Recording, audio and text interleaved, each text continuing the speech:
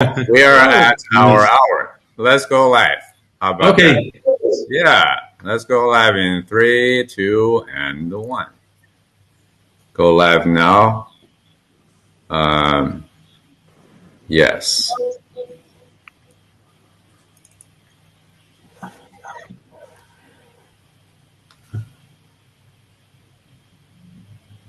Okay, we're live.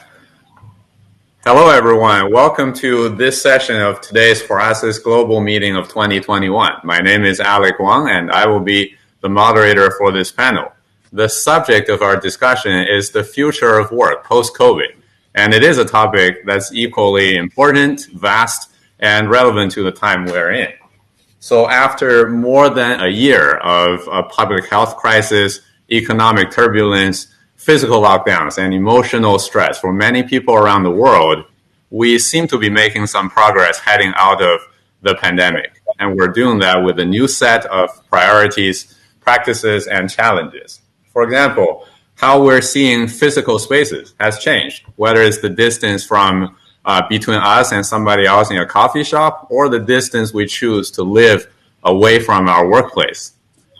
Technology gets adopted more quickly with AI, automation, platform-based companies, all delivering great benefits to its users, while they also carry some potentially negative impacts to others. Meanwhile, gender roles, leadership styles, and rules and policies all have something that we should reconsider and reevaluate so we can shape our society into one that continues to deliver well-being and opportunities for its members. So as we explore these various dimensions of the future of work, I couldn't ask for a better group of participants than those in front of me today, whose experience range from various industries, companies, and locations. So why don't I start with a quick round of introductions, where I will ask each speaker to give a brief opening remark, and then we will dig into some very detailed questions. How about that? First, we have Ms. Jette Ditlev of Ditlev Consulting calling in from Denmark. For more than 25 years, Jette, you've been working at a top level within innovation, business development, leadership, and management. And at the core of much of your activities is a passion of building the business of the future through better leadership. And you've been achieving that as a leadership developer, leadership trainer, and future strategy developer, working with companies from multinationals to startups. Welcome, Jette. Thank you very much. Thank you. Yeah. Would you like to share some brief words?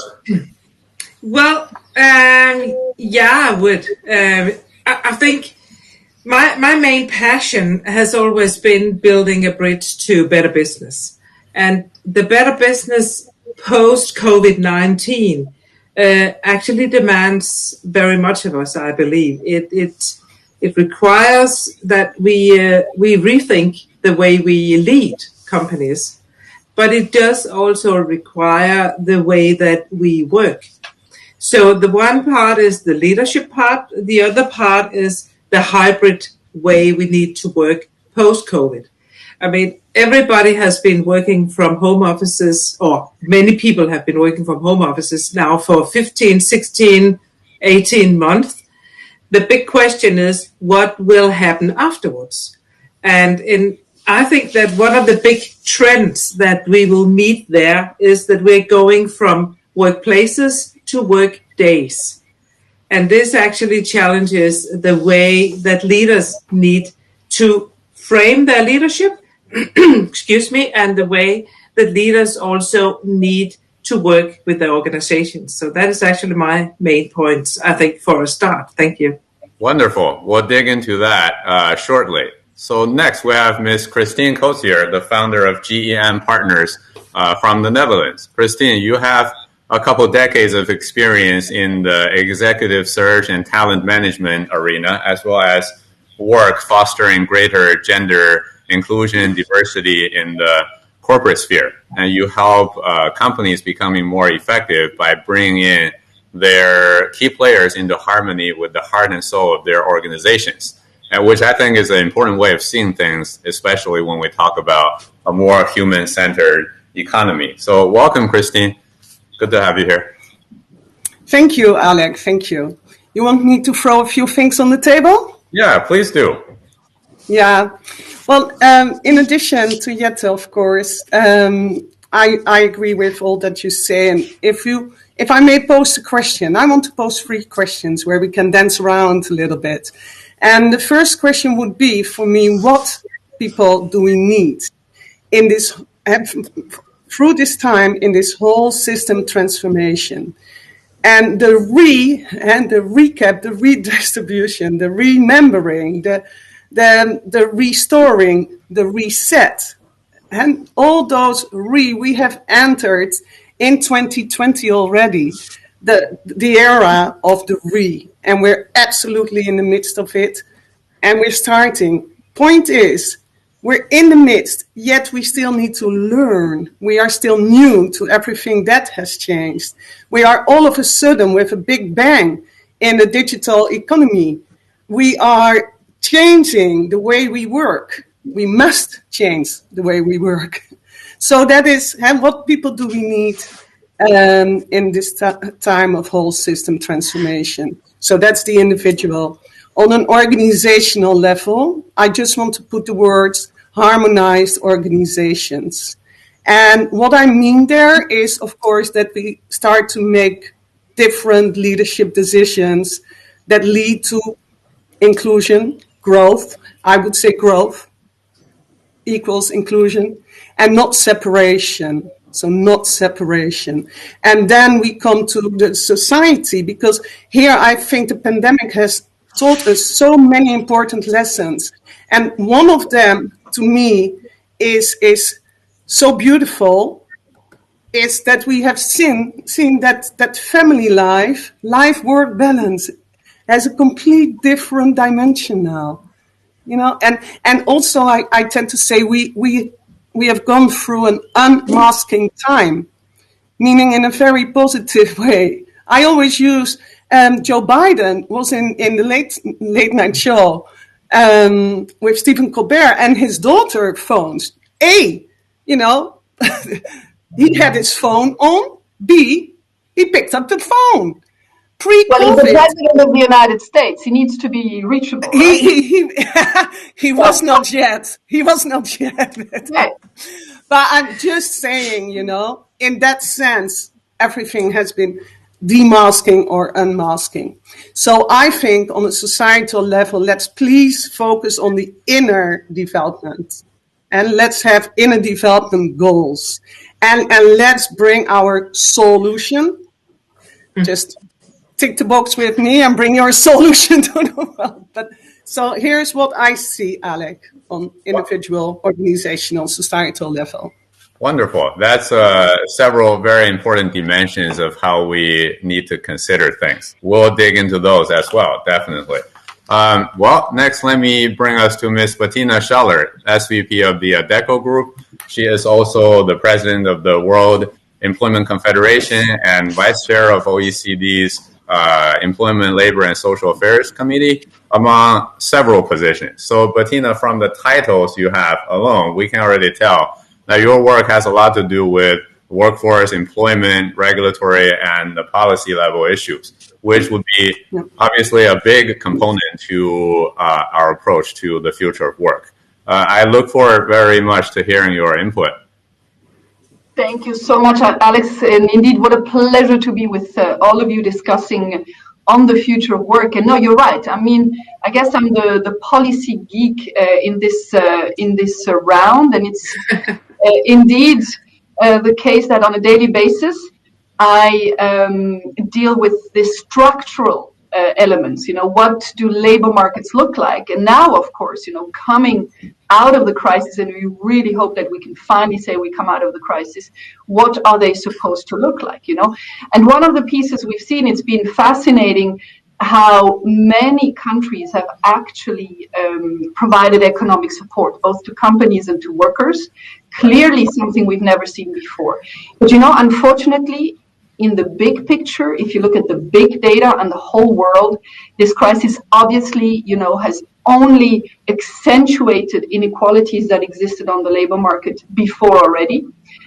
hundreds of thousands of people, actually millions of people, obviously, who had difficulties in accessing the labor market before have it even more now. One of the big issues there is the skills. The acceleration that we've seen is a completely new set of skills is necessary. The other piece we've seen is many people actually don't want to go back to their previous job, but to come back. So I look at the frameworks, talking to policymakers. And one of the things that we already asked for before, but we know now is even more important, is that new social contract. It's that new way of looking at, what are the responsibilities, but also the expectations of workers, of businesses, and of course, of government. So tremendously delighted to join this conversation. Back to you, Alec. Well, thank you, Bettina. Those are important things, new social contract, policy level issues. I made note of those, and we will have some good questions for you later. Now let me introduce our colleague from Poland, Mr. Dariusz Kovacevic, the CEO of Smart Aviation and Training Innovative Solutions, which is a company that helps its clients with all matters related to the aviation industry, from flight operations, system management, to training, regulations, etc. Dariusz, you also have a strong legal background yourself from British and European law, ECJ, taxation, etc. And all of this has given you a unique perspective on many of the things we'll be addressing. So great to have you here, Dariusz. Welcome. So thank you very much. It's a great pleasure for me to be over here and have a chance to say a few words about the current situation and the future and the prospect. So actually, there is one Chinese wish, and they wish just to live in the interesting times. And definitely that's quite interesting time. Of course, we've been going through a very, let's say, hard time because many people died and many people just suffered from the diseases. But anyway, looking at that from the economic point of view, social point of view, it's quite interesting. There are not too many moments all over the history of humankind and that can be compared to this one. Of course, we've got also many crises going together, like the first one was the health crisis, after that one was economic one, after that social, political, so it's quite a difficult situation. Of course, we understand that the order which has been established cannot exist anymore, and we should do something about that. And that's a main question, what we can do about that. And I think it's very difficult to determine the answer and define the steps exactly which should be taken. But anyway, we should learn some adaptive aptitude and attitude to certain issues and just try to move forward anyway. Of course, when we look back in the history, for example, if you ask somebody 100 years ago that, or tell somebody that his grandchildren will be a cybersecurity master or game designer, would never believe in that because never had heard about such professions. Yeah, so maybe there is also a big question mark for us that pretty soon we'll see or we'll hear about something we have never imagined. So that's also quite interesting, and I'm looking forward to it. Oh, thank you, Dariusz. We look forward to those discussions as well. Now, last but definitely not the least, Mr. Francisco Vasquez Medin, the president of the 3G Smart Group. Francisco, your company has presence in more than a dozen countries across Europe and Latin America, specializes in facilitating business changes, transformations through the design of the physical space. And with your projects ranging from workspace, retail to hospitality, residential, and a lot of things in between, you really have a great deal of knowledge in terms of how people's behavior, habits, productivity, etc., are affected by the spaces they're in. So I think that's a fantastically important topic, not just because I am personally in the real estate industry. So I very much look forward to hearing your input as well. Welcome. No, for us, we are living an exciting time, no? Because I think what it happens in this last month or last year is that it has been accelerate what it was happening from the past, no? The digital transformation started in 2008, 2009, 2010, so it's about 10 years ago, 12 years ago, no? And I think this pandemic has accelerated this process, no? Because technology allowed us to live in another way. No, work is an activity, is not a place in most of the cases. No, and is for that way of flexible working, which is going to happen now, is going to be extended in most of the companies. That it was already before the pandemic in companies like Microsoft with a very good success, or other companies. What we are seeing is that people has lived or has tested the flexibility, but being at home, no, in a huge macro pilot, no, which has not been very nice, because it was an obligated pilot with a virus outside and things like that, no. But it has made people think about, say, okay, I can do a lot of things from remote, no. Right. I can take my kids to school. I can stay more at home. We'll have to see the level of divorces from the pandemic, after the pandemic, no, because we have an intensive life at home, no.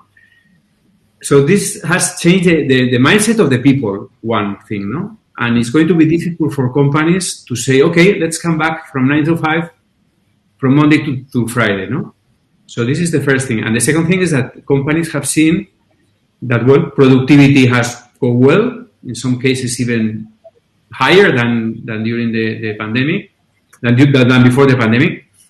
So the productivity was well, and also have realized that people don't need somebody telling them what to do, and they are quite flexible, no? So this is really, and I hear about a lot of words that we were hearing before the pandemic, the agile work, the new leadership ways, the new ways of supervising, the new ways of working, and things like that, no? But for us, and as architects, I think there is no doubt at all, and after talking with many clients in 25 countries, that all the companies are going to go back in the future after pandemic, like 50-50, 2-3 days remote. Be careful with the word at home, no? I prefer remote, no? Remote or at the office, no? Because remote could be at home or could be in many other places, no?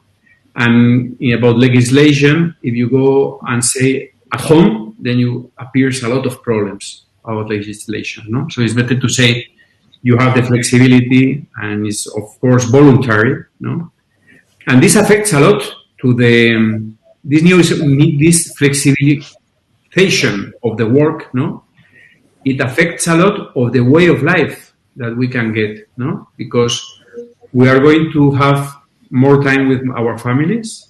We can do some part remote, some part at the office. We can also do some we can have free time not only on Saturdays. We can have free time during the week, and we can decide at which times we do other things, no? So we are like owners of our time, no? Which is a very important issue, no? And also it will reduce all the commuting, the sizes of the headquarters, so it's aligned with sustainability also. Right. So for us, it's going to be a change in residential also, because of the new ways of working, because we are going to have spend more time at our home, no? And many changes, no? And we have this really the opportunity, because of the change of the way of working, no? Of the future of work, of the present of work, we have the possibility of change the world, no? So yeah, that's great, Francisco. I think you're already answering some of the questions I wrote down for you in the future. How much people would come back versus remain remote? Well, I appreciate that, and also from the opening remark, we already brought up a lot of good questions and areas. Let's dig into technology first and its deeper impact to our society. Christine, I'll come to you. We had this conversation slightly earlier. Can human beings and AI and automation really work well together over the long run, given that there are some underlying tension and potential conflicts of interest? What would be a good equilibrium for us through this? In my point of view, there is no way back. That is to be realistic. We will work together. I think for many people it will be very good that we have more robotics around us. People can therewith change their focus into caring for more each other. Remember the harmonized organizations, the balanced communities, working from the inner to the out, be more integrated. But most of all, I think where it really comes together is that you need information. So we build that. And then we need wisdom. And when those two entities can work together, I think then we can start to believe in a balanced world where robots and other intelligence than ours can be really of help with the progression of our humanity. But I have difficulties to understand how that will work on a more systematic level. That I find it hard to say that it's fine to work with robots, whereas for a whole layer of workers, it's fine to work and earn money that otherwise robots are doing. So I don't have my eye there, but I'm really curious to hear from you. But in the long run, Alec, I believe in information and wisdom blended together.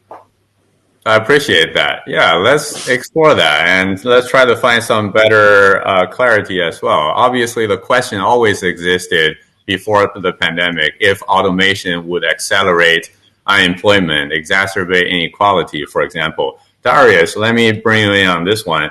The pandemic definitely accelerated the gap between higher skilled and lower skilled workers, those with and without educational and training access. What do we need to do to achieve a better distribution of material well-being and access to opportunities? So I think it's a very good question. It's also the question about the redistribution of the income. If we are talking about automation and also about some loss of jobs, the question is who is gonna give money to those people that are not able to make money. And of course, this issue should be addressed anyway. But also there is a question if our talk isn't premature, because it's like somebody talking about victims of artificial intelligence to just a conversation about overpopulation of the moon. Because we are just at the beginning of the entire story. It's a very long journey. Yeah? We're talking about artificial intelligence, but in the future we're going to have something like artificial general intelligence, what means that we'll have artificial intelligence in every corner of our life, every corner of our city, and so on. It's quite different. But please also remember what was like 200 years ago, 2 centuries ago. And I've got one quotation. Thomas Carlyle was writing in 1983 that demon of mechanism whose destructive power was guilty of oversetting whole multitudes of workmen. And the question is, we are 200 years later and we are still alive and a lot of people has got job. Of course, there are some like jobless areas and so on. But please remember what happened just at the moment when the car was discovered. Everything was based on horses, and that was a huge horse industry and so on. And at one moment, just somebody discovered the car, yeah, and the entire horse-related industry collapsed. And what? It means that those people just found new jobs, redefined the entire market, and that's it. And I'm thinking that it's gonna happen as well in the future pretty soon. And coming back to your question, I think that we should also try to concentrate as well on the vocational training and apprenticeship, because not everybody has to go to the university. That's the question, yeah?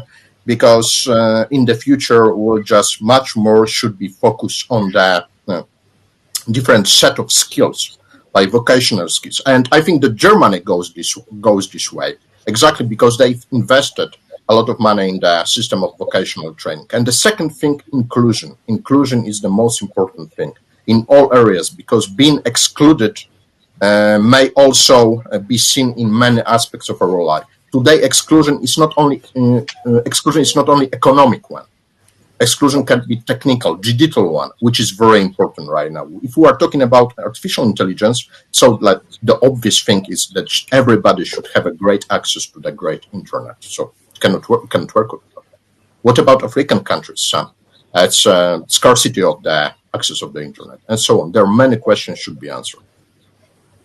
Yeah, I appreciate that input. I think many would agree with many of the points you pointed out, Darius, and also the question of whether technological advances would replace jobs and make people worse off, or they would just simply find new jobs, is one that we continuously have every time there's major breakthroughs. I think that has a lot to do with your, Bettina, your everyday's work, right? There's a question,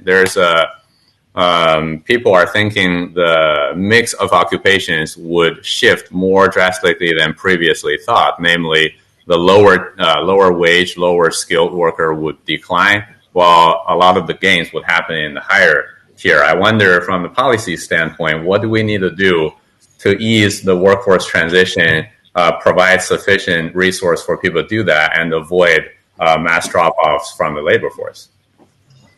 Yeah, no, look, it might sound a bit odd to you if you ask the question what policymakers should do when it comes to that question. And I mean, first of all, I'd like to actually say they need to give labor market reform priority. And why am I saying that? It's because, we've seen obviously that this crisis was about health and safety. It was about the sanitary situation. The next thing was about the labor market. I've talked about those measures in many countries, but still there is not enough focus by governments around the world on the fact that now the full attention needs to be on the labor market, on that human, on that skills component of whatever measures you're going to take. And one example here, maybe just to bring in, everybody's talking about the need to green the economy, for instance. Well, we find it absolutely astounding how so few governments have actually looked at the skills component of what it needs to be greening that economy, for instance. So, obviously, and it won't surprise you, from my perspective, it's really about, there's a big shift that needs to happen. Structural reforms need to happen in most of the countries. Not every country, of course, there's a few that are doing well, but most of the country, because here, you will have heard it before, the frameworks that we have today are the frameworks of post-Second World War. And we've had this before the crisis. We were saying it. How can we, continue to live in an environment that was built when all this automation and digitization discussion was at a completely different place? And of course, Darius brought in the horses. Literally, almost the frameworks we have today were built for a world with horses. So, let's finally change that. And there's plenty of examples, or enough examples, as I say, of measures that can be taken. Just starting, for instance, with the support that should be given, as you say, to people who are in the transition, where we say it needs to be so-called active labor market support. So don't just, excuse my French, throw money at the people and incentivize them for staying at home, which is, if I may say, something, or the reality we're seeing in the United States right now. It's, link whatever benefits they will receive to them also notably taking the step of engaging in a career transition, getting assessments, analyzing the gap they're in, looking at, of course, where they, fit into the need of the visibility we have of jobs today. And then, of course, always the big topic these days, and upskill. And governments are here to give that framework, to allow for ways in which individuals can do that. There, for example, we talk about so-called individual learning accounts. That could be a way, to incentivize people. And of course, again, make sure that this framework supports all the businesses that are in this transformation phase. Oh, what a great input. And speaking of active labor policy, I think Denmark is a country that's doing excellently well on that. So I'll come to you, Jette. Anything you would like to add on Bettina's input, and also in terms of leadership, which is your specialty? It's very important how we implement the policies, the considerations, and the technological advances. So obviously, the ideas, examples, and actions put forward by leaders have great influence on how we engage with our societal changes. So I wonder, amidst all of the shifts and changes that's been happening, what do leaders have to pay attention to practice to ensure a successful delivery of all these great efforts? I do actually think that, we can take leaders in different levels. So we can take the governmental or the public level, and we can go into companies. And I do completely agree with Bettina, and I can give you one example of what actually happened in Denmark. And we have been doing this transformation now in several industries for many, many years. And one huge industry that was hugely transformed in Denmark, that was the textile industry. Because the textile industry has been outsourced several times. And nowadays, it's rather funny when we say that we have more people employed in the Danish fashion and textile industry than we had when we had people sitting with the sewing machines. So it's actually twice as many people are employed now in the textile industries. They're just doing different jobs. And this is due to what Bettina says, that is the active labor market policy. And that is working it's actually a symbiosis between the governmental level and the industrial level. So you need to have that partnership. And just to grab the point that Bettina made too about the green development, or let's just go into sustainability, it's going to be the same here. Because we also need to measure things differently now. In my opinion, there's a huge trend going from more to better. We do not need more. I cannot eat more. I don't need more chairs, more cars, more whatever. I need a better life for me, for my family, for our society, for the globe. So the planet needs us to rethink. And that upskilling or reskilling needs education, and that also challenges the leadership that we have from a strategic point of view. So we need to think more out of the box, finding these solutions, meaning that we also have to collaborate in the organizations. The relations between employees, management, leaders, whatever, that it needs to be a more collaborative space. And it needs to be a space where it's safe, where trust can be built, and where we can fail. We need to fail. In failure lies the success. And that is actually as I see it, the huge, maybe not the worst problem, but it's a very huge problem. When I go out and working with executives, because the pressure going into results coming from stockholders or from owners is still way too much. Going into stock value, going into earnings, etc.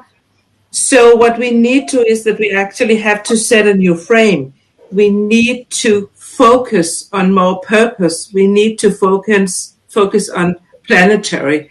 So it's actually going from KPIs to KBIs.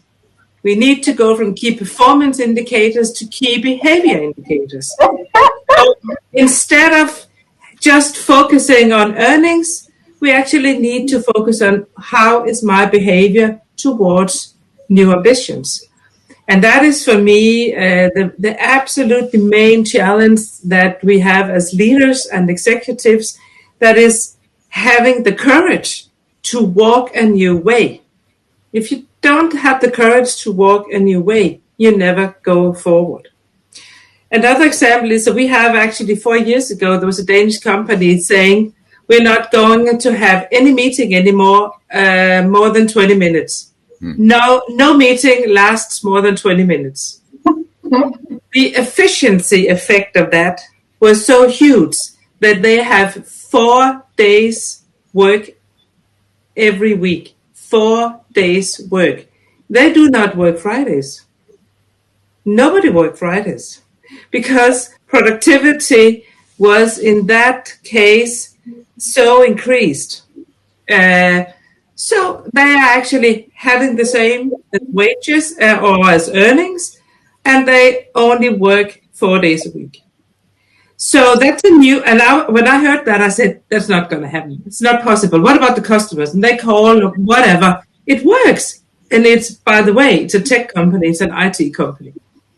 So the courage to find new solutions together with the employees, because that's setting so much energy free. Let's just walk that way. Oh, wonderful. Thank you, Jette. Very insightful input. And, well, Francisco, I'll come to you and tie in some of the things we're talking about with your work. Speaking of priorities and how people implement changes, within the real estate and design sphere, we talk a lot about, IoT, building information modeling, or AI-powered data analytics that could make our physical space perform better. What are some of the things you paid more attention to, you think is promising? And a more provocative question might be, do you think some of these technologies would be benefiting a larger group or a smaller population? For example, only the buildings that are upscale enough to adopt these changes, or the companies with money to invest in these? Okay. No, interesting. Interesting the question, and interesting all what you have already all said, no? And I love more the change, the more to better, no? That you say yet. I think well, of the technology is, we have lots of technology. We have huge amount of technologies, artificial intelligence, robotics, everything. Technology is not I don't think it's a problem. If you have to automatize or do something, there's not a problem. What happens with the pandemic, and connected with the pandemic, is people have embraced the technology, no? Because you can create lots of technology, but if you are not solving any problem to the people are not going to use the technology. So it has to be concentrated into people, no? And pandemic has made us in a very simple technology, which have been Zoom, Teams, very simple things, but people have used intensive the technology, and because of the pandemic, they are open also to change, which is the mindset is open for a change. And in the companies the same, they're open for a change. They're open for introducing new ways of working or new ways of technology, or adding more technology, And connected also with talent, it happens also is that talent became global, because if now I can work for 3 different companies. I can work for a company in Denmark without going to Denmark with my family and living in Denmark, So the rules have changed, and the ways of working have changed, and the ways of we have lots of possibilities, as I said before, And technology related to the workplace and to the real estate, I think the most important thing is for the real estate guys, the ones that are really building the buildings, are commercial centers or headquarters, is to understand what is happening in the office or in the spaces, which places are they using, which places they are not using, and try to adapt the space as much as possible. In IoT, for example, there is a lot of sensor, there is a lot of things like that, no? But the best sensor is this. It's our own phone, okay? So really, there is a lot of companies trying to sell a lot of elements, lot of things, it's like the smart city, no? For the smart city, everybody wants to install lots of control, lots of things, and this is the sensor, okay? As easy as that, no? But you have to make the people working with this sensor. You have to make them using an application. We will give the data and everything, and the data is there because Google has all our data. Well, so really, they know where we are, and they know what we buy, and they know a lot of things. No, so in technology in the real estate side is all connected with the people, and I think in most of the other places, no, you have to create things that helps the life and increase the quality of life of the people, no. And when the people see that half a robot or half a artificial intelligence or have things like that nearby, it helps them to have a better life, they will got it, no? And in real estate it's the same. You know, there is a lot of people creating technology, but for me it's the people. For me, I agree with Jade, with his life, his quality of life is really concentrate on that, no? Right. That's a very important way of seeing it, focusing on how it affects people. So, Bettina, I understand your company is advocating for a new social contract. Speaking of relationship between companies, people, and society, could you share with us more about that? I'd love to, and take another hour, because indeed, we're the first company out there that's actually built a framework, where we looked at really the two components of the contract, which is the expectations and the responsibilities.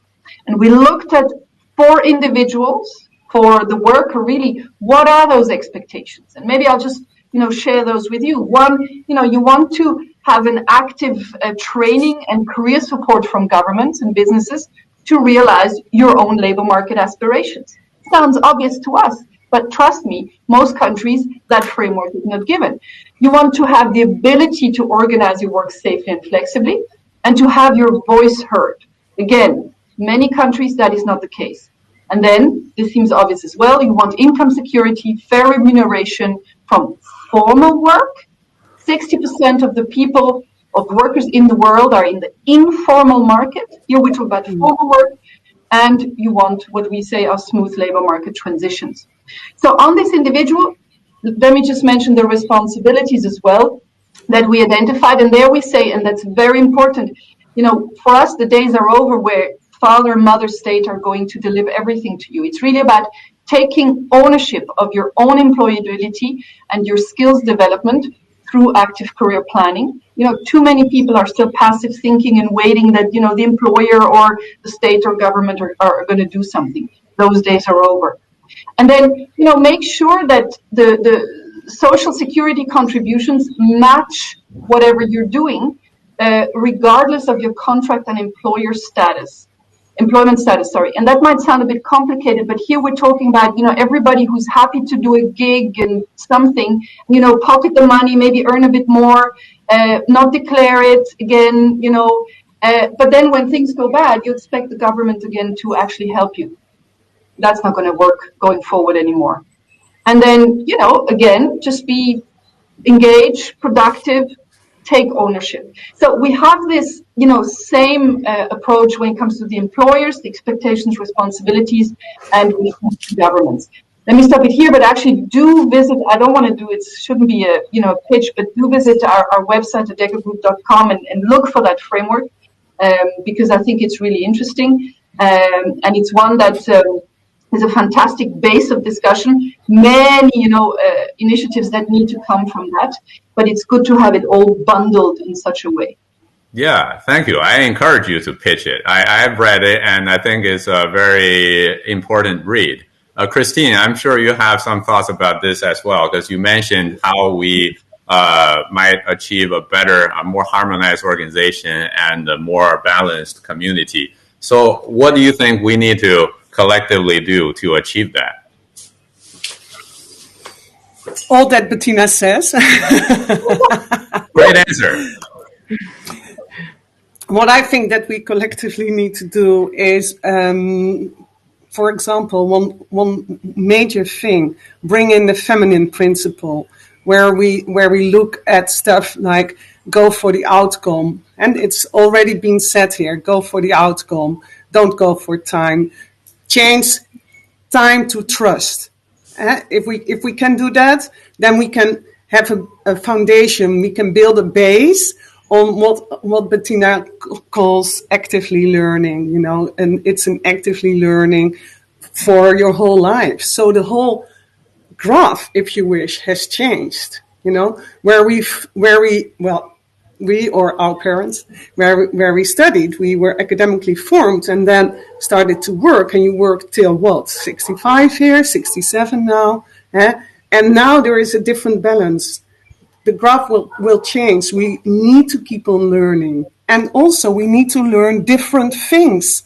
We in my platform, we are now developing something that will have absolutely a different name, but you can think of something like a midlife MBA, right? Where we focus on the wheel of life, where we strive for more balance and happiness. And when we are able to build that from your inner development, then you become a very stable force for an organization. And also, Bettina, I think the generation that is coming up, and Jet also, they are so used to collaborate. They know there is no endless security. They look different. Yeah, and then also please, Bettina, next step, can you then also change some political frameworks, Yeah, well. No, but it makes me think because the younger people, they look so different. It's not fractured. They are way more inclusive. And when I say the feminine principle, that includes the nurturing, and we should take care of each other. So also that is more inclusive. There, where we start to actively own and learn on a constant base. And have a continuation in that, I think we can grow closer to each other. And that to me means more harmonized organizations, and that to me also means more balanced communities.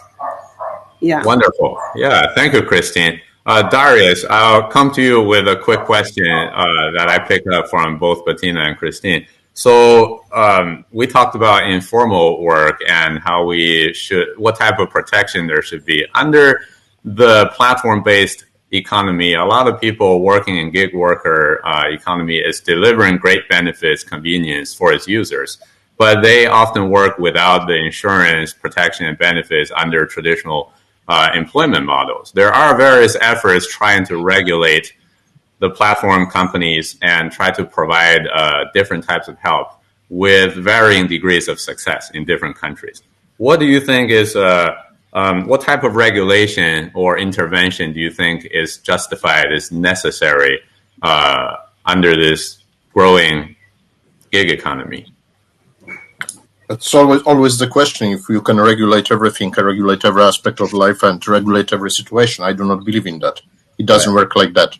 Even if you regulate something, there are many people just do not go, do not abide by regulations, and it simply doesn't work. So you cannot over-regulate the market, because the effect is quite different than you expect. And I think it's mainly about corporate social responsibility. So many people do not understand that. Why should they behave and act in this way? But that's a question of responsibility for your business, for people. And I think it's quite visible right now that entrepreneurs should be human-centric. Not only profit should be the most important driver in our all business decisions, because that's always the question. What's the most important, more important thing? The idea that you want to deploy in your business, or people that they are going to be part of that? Of course, people. Yeah, why? Because very often idea is being under constant change, and when you've got people, they're able to deal with that. So even if the idea is kept being changed, so you can deal with that and you can tackle the problem. So people, it's like are the most important, most valuable asset in your organization. That everybody who knows business should understand that. That's the first thing. And of course, the second thing that we are talking about, that's a question: what's the main concern of people today when they face they're part of era of artificial intelligence? The first one is the loss of jobs, and the second one that artificial intelligence may run out of the control. So our question and our idea, our task is to debunk the myths, because as I said before, we are at the beginning of the very long journey with artificial intelligence, with augmented reality, and so on. That's just the beginning, the first stage of the long road or the long performance, and we should be aware of that. Of course, it's not going to be beneficial for all of us. There is no doubt about that. And maybe one day it's going to be much more beneficial for or be common part of our life in every aspect that we are thinking about. But not now. It's still under construction and still is being developed. So also we should debunk the myths just to make people live quite good and quiet life without any concerns. And I think it's the most important thing. And also the question that was mentioned by our colleagues, the question and the issue of well-being. We should concentrate on that, because the profit is not the only thing today, which really plays the most important role. Oh, thank you, Darius. Again, many very valid points. So considering we're near the end of the time we have, Jette, I'd love to come to you with a higher level question to conclude. How do we reach a new work-life balance in the new age of post-COVID working? Oh, that's a huge question. Yeah, give us another hour. I think one of the huge challenges we have is that we need to encourage people to go into lifelong learning. And lifelong learning is various skills, it's upskilling, it's reskilling, it's de-skilling, it's new education, whatever, but it's openness, it's curiosity. So what we can do as human beings and as leaders, that is actually to encourage that openness and that curiosity happens. And then I would actually say that I think economies that has that sort of skill actually are the ones performing. And you can see that throughout the world, because educational systems that has actually been challenging that for years. You can see that in New Zealand, in Finland, and we partly see it in Denmark too, is that, we have never had so many employed in history as we have now. We have never had thought that our unemployment rate for the time being is about 4%. We have an overheated employment market. So just bring on people to us. And actually, I would say, like Francisco said, tech is our friend. Tech is not our enemy. Because what we can do as consumers also is that we will vote with our credit cards. And that's final. So if we do not like the things we see, we just buy different places. So the curiosity and the openness also has that challenge that we need to know what we are buying. We need to, I would say, we need to be ethics or more ethical about what we're buying. And if we vote with our feet, we are actually the masters of the universe. So that is why we should encourage openness, curiosity, and ethics. And that's the main challenge we have also in our age. And I am willing to say that all the 6 of us sitting here, we also have an age, all of us, where we has to pass that on to the younger generations. Yeah. So Well, indeed, I I hope agree. we do that together. We have to walk the talk. That's true. Sometimes we even have to talk the walk. Yeah. Yeah. How about that? We do. Wonderful. What a wonderful conclusion as a closing remark, basically. Well, seeing that we're at the end of the time, I'd like to conclude our panel at this point. I appreciate very much for your insightful knowledge from each of our speakers. I'm sure each of the points we pointed out could be elaborated into a 2-hour discussion easily, but we did cover a lot of ground within the time given. So appreciate it again, and thank you for our audience for your participation. And I will stop the live stream now.